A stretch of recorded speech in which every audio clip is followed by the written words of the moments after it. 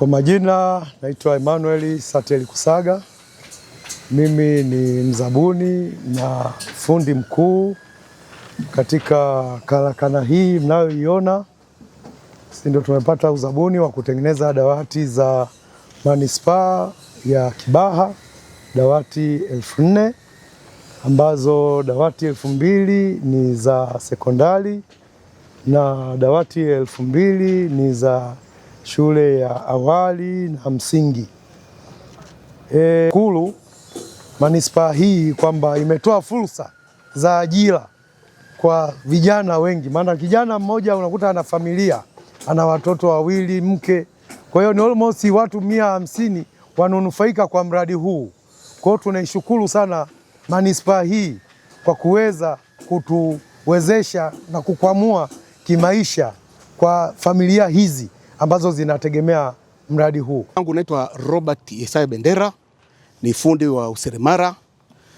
Tunatengeneza vifaa hivi kwa ajili ya wanafunzi katika halmashauri ya Kibaha.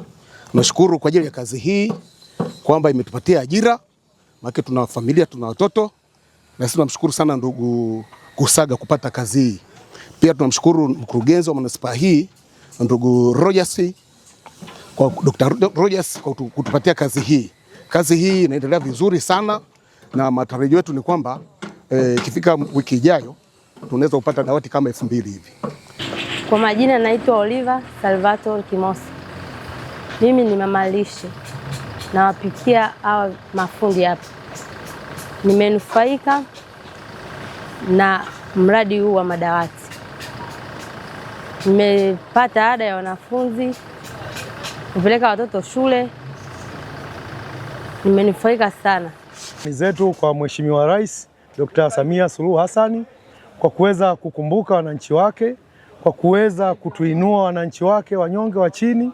Kwa kweli sifa na shukrani tunazirudisha kwake. Mkurugenzi wa manispaa ya Kibaha Dr. Rogers Shemwelekwa, tunamshukuru sana kwa kuweza kutupatia mradi huu, kwa halmashauri yake kuweza kutupatia mradi huu.